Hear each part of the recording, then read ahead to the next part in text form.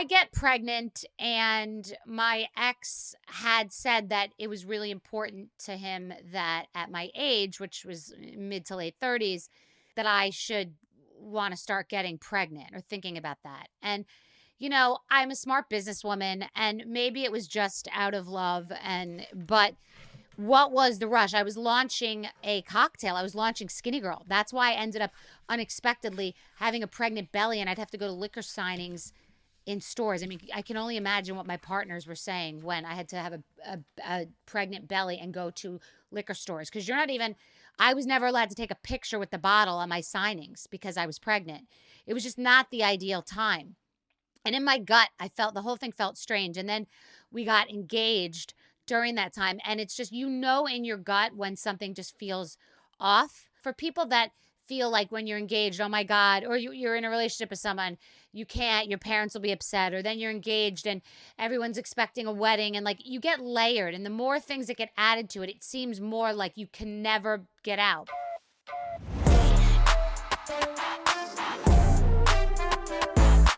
If you don't know, yes, it's no. And so many times, from getting pregnant to getting engaged to doing the show, like you just keep on the road. And so I don't know what you think is going to get resolved. Like you think it's you blame yourself, you're flawed. So getting pregnant, we almost broke up many times. Like I wanted to break up, but it was like fear, and you're pregnant and you're doing the show. And it was just, and I remember I was at an appearance and started bleeding like a lot. And I had to go on bed rest. And my ex said his parents, who lived 2 hours away, were coming in, and they were coming over when I was on bed rest. And I said, I don't want to see anyone, and I don't want to come over. And my ex insisted that they come, and I didn't want them to come. I was on bed rest. It's a common thing, if the moneyed spouse is a woman, that a man will feel emasculated, and they will feel like they have to overcompensate in different ways. And it's not something in the beginning. So when we're in the restaurant and we're talking about, I'm buying the apartment and this person's going to buy the furniture, or we're on vacation and I'm paying for all of the air and the hotel, but this person's paying incidentals. In the beginning, that all sounds logical. And you can be on a talk show and you can have a therapist come on and say, we had to handle that, where the man's the manny, in the relationship. Both people put money into the middle pot, and then all house,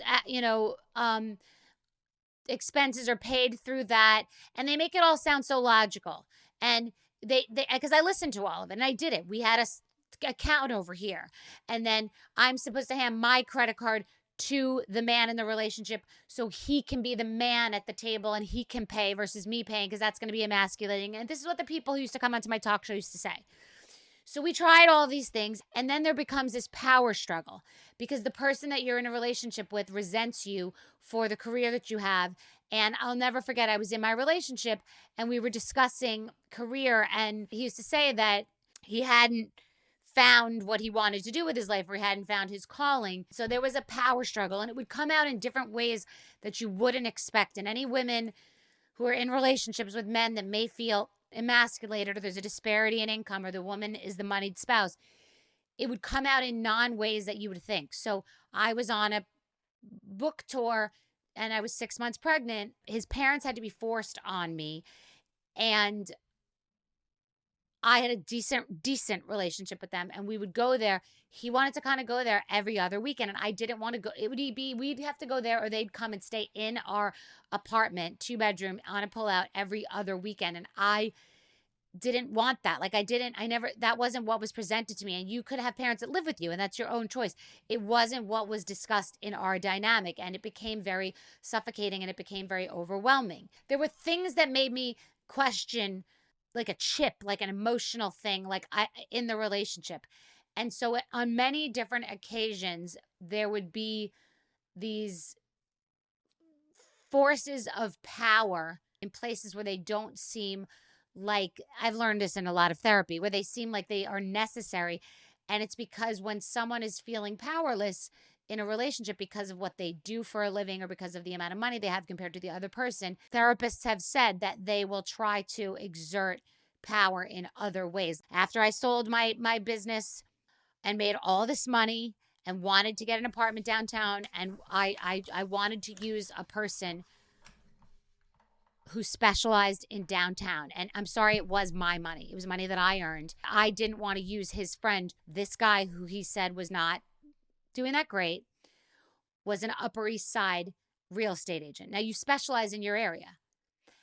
And when we were looking not on the Upper East Side, we were looking downtown in Tribeca. The first money I ever made in my entire life, I was pretty much broke to my late 30s. Now I made my first money ever in my life. I was buying an apartment. I didn't want to use a real estate broker that had issues keeping their position and wasn't making like their quota or whatever it is. You have to make a certain amount or have certain sales, and also didn't specialize in Tribeca. That felt to me like a fairly fair business reasoning. An exertion of the power struggle because he was feeling emasculated because it was my money and I wasn't willing to compromise and use a person who doesn't know the area and has had no history of selling everything in that area.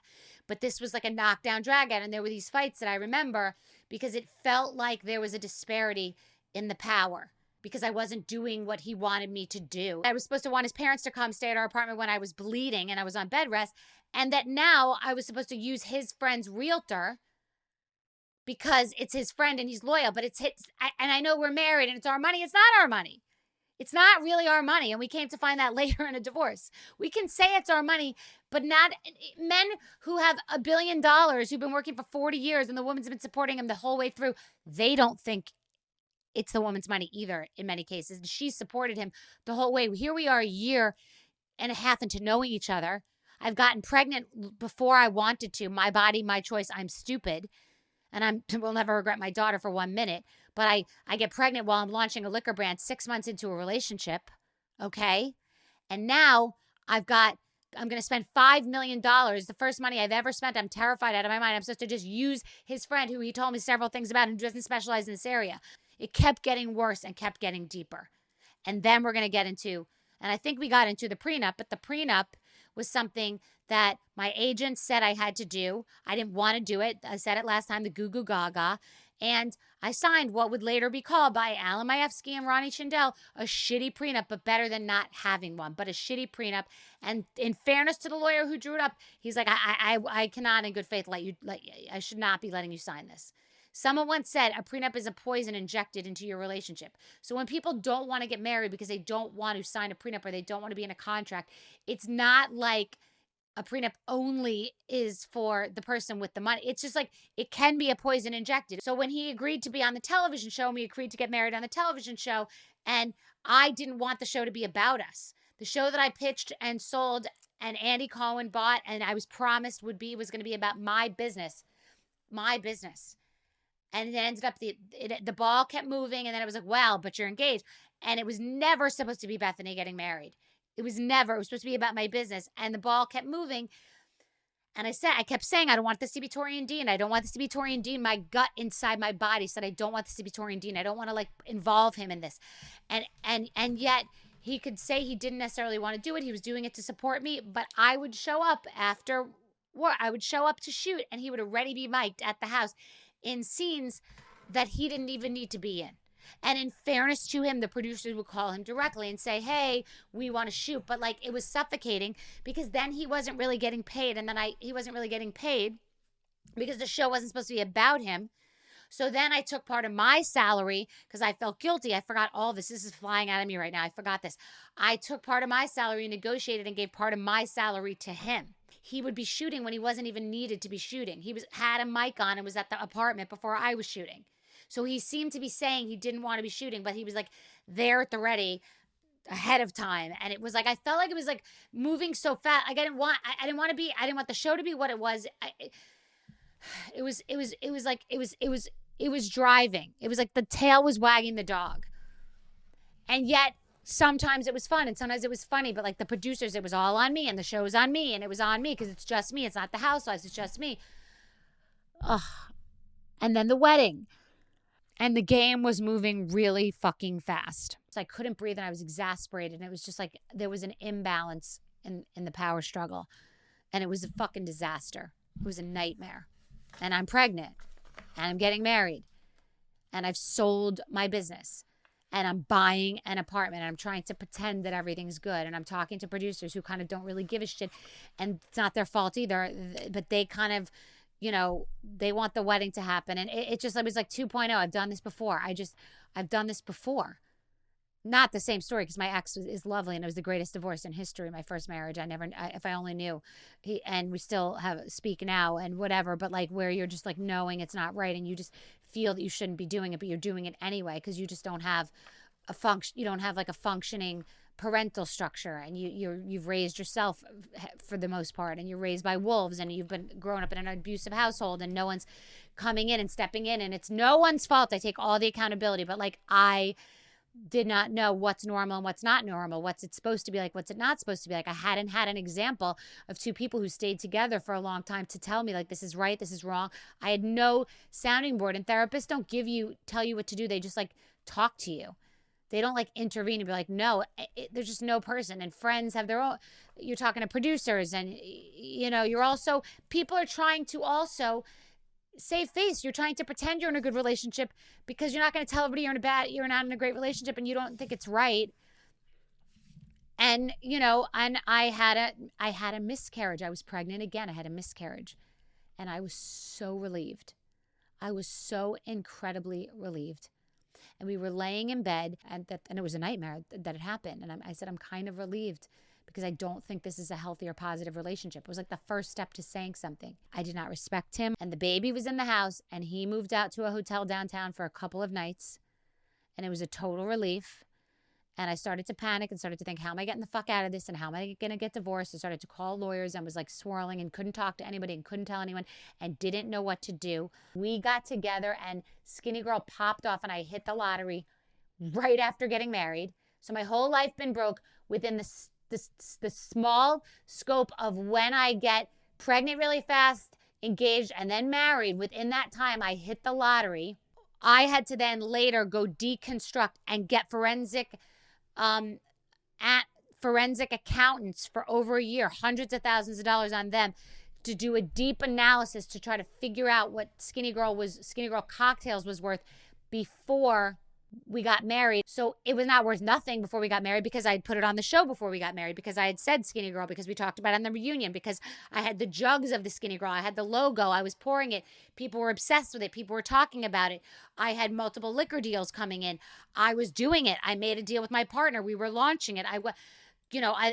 So what was that value of putting it on TV for all this time? That's when when I put it on TV, and launching it. Then we launched it. Then it was in a bottle. Then it was the fastest growing liquor brand. So like, what was it worth from me putting it on TV? I would say to my partners, can you meet with him, and can you have him help? Can you have him help with sales? He's amazing at sales. He'd visit stores on the show, but the stores didn't need visitors. We have salespeople that visit the stores. So like the classic Kelly Clarkson's husband thing, and like all that shit. And I think these men play into this shit, because now all of a sudden they're whittling their way into your business. So in this scope of responsibility, he would handle all the emails and all the business stuff. He was helping me. He was approving bills for me to sign. He was approving contracts for me to sign. When we buy this $5 million asset, he's talking to the new realtor, and he's talking to the guy who says we should set up a trust so it's private, so no one finds out. And for the time being, for temporarily, we put it in Molly Hayden. You can call her up. She'll verify all of this. Put the trust in her name temporarily. I tell my financial advisor, Merrill Lynch, the one who approved the money, got the money, it's my money. I tell him, yes, we signed it. The trust is in my name. The house is in my name. The apartment's in my name. That's in my name. I get on the phone with my lawyers, and I assure them the apartment is in my name. Days later, I hire them. We're working together. They say the apartment is not in your name. I'm like, what the fuck are you talking about? Because neither my agent nor my lawyer nor my Merrill Lynch guy nor anyone that I know ever knew that the apartment was in both of our names. Now, how the fuck am I supposed, and they're saying to me, how the fuck are you supposed to prove that you were on the cover of Forbes magazine and you're this successful businesswoman and you didn't know? And the light bulb is going off. And you know how that goes. it happens now sometimes. My business managers will sign off on something, or it's like a small deal that's not a big thing, but like it happens. And you could say it can't happen. And they used to say Oprah would write every check. It is almost, if I had to read every single sentence of every single contract, it would be debilitating. I couldn't do all these deals. And people know that. Mark Cuban doesn't read every sentence of every single thing. He probably does because he's a savant. But I mean, you have to trust somebody in the process. But wait, there's more. And I'm going to go in left and right and up and down because this is a 10-year divorce, but there are going to be things that take me off on paths about how you have to be careful. So no one knows how this specifically happened. No one knows. We're trying to go back. We're trying to go with Molly. We're trying to chase documents. No one can figure this fucking thing out. We can't. Okay. The apartment is in a trust. So now, got to be 2 years later. 2 years, $500,000 in legal on the apartment. Go to court, go to appeal, a million things. 2 years later, I'm sitting in my house, and this is why you are your best lawyer. Your lawyers are not you. You are the lawyers. Your lawyers are just facilitators, okay? They call them solicitors in the UK. They're facilitators. You are your lawyer. They're not mind readers. They don't know everything. And I'm like a savant about every single thing that's ever happened, every email. I'm like, where the fuck? So one day, 2 years later, one of the 3 lawyers on my team says to me, because I go back again. You always go back to the scene of the crime. When you lose something, you can't figure something out in a deal or otherwise, you go back to the scene of the crime. Where did I fucking lose that? What happened? Retrace my steps. So I go back with again, I don't know how this could happen. How could it happen? They go, I don't know how you could have it. You have to sign. You have to have a notary present, etc. I'm like, skid marks, what? A notary present?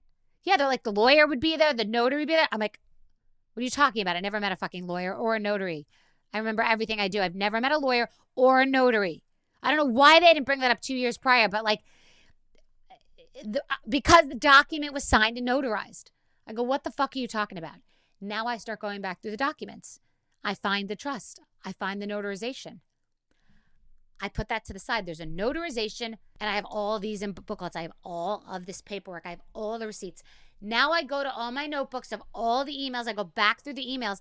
The lawyer that we hired, this lawyer sent my ex an email saying, one of these days we have to meet face to face, indicating to me that he's never met him face to face, much less have I ever met him face to face, much less has he been in our presence with a notary to notarize his documents. That's what I then fucking take to the lawyers. That's how we go to the appeal. That's how, after having padlocks in my room, which I'm going to get into also, and having my assistants work in one quadrant in the office with a padlock on that door, years later, that's how I finally got my apartment back. So next time, we will discuss what went on in that torture den, which is that apartment, which is what went on in court, and what went on with my assistants, what went on with my staff, what went on with private detectives, what went on with the padlocks and with my daughter after school, and how I would be in heels and my talk show makeup and hair and not want to go back into my house, and I would have to like go just take Bryn somewhere in a car to like Barnes and Noble or like the park in like stilettos and full makeup, because my home was a torture chamber, and the judge, everybody tells every person, the person who leaves is abandoning. It's called abandonment. So the reason I stayed in the torture chamber is if you leave, you are considered you've abandoned the marriage, and it could affect your custody. But I ended up leaving, and the judge said, thank God somebody was smart enough to do what's best for this child.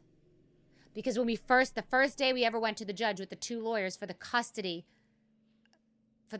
situation, and I'd put out a statement saying, we will be family forever. We will do this amicably. I genuinely thought we could do it amicably. I wanted slightly more than 50-50 custody because I knew I had a very rigorous schedule. And I proposed, because I knew that I would be flexible and give him back days all the time. And I knew that he wouldn't, which is a foreshadowing, because he didn't.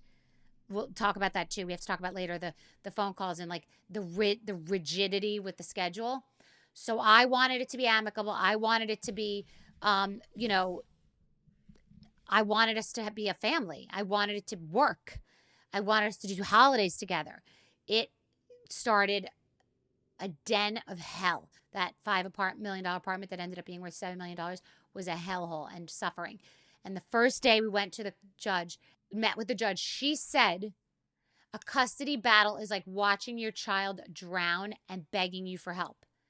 And I was crying and I thought, yay, he's going to hear that and we're going to resolve this and it's going to be fine. And very shortly after that, I offered him $2.2 million, a $2.2 million package, including an apartment that would come back to me. I think it was an apartment in Bryn's name. I think that was in one of the offers. An apartment to live in that would come back to me later or be in Bryn's name or some version of that. And he had Eleanor Alter, Ron Perlman's lawyer, this famous lawyer, who told him to take the deal and then fired him afterwards for not taking the deal because it was in the very beginning before he spent any money on legal, and it was $2.2 million on a 2-year marriage plus what ended up being $7,500 a month in child support.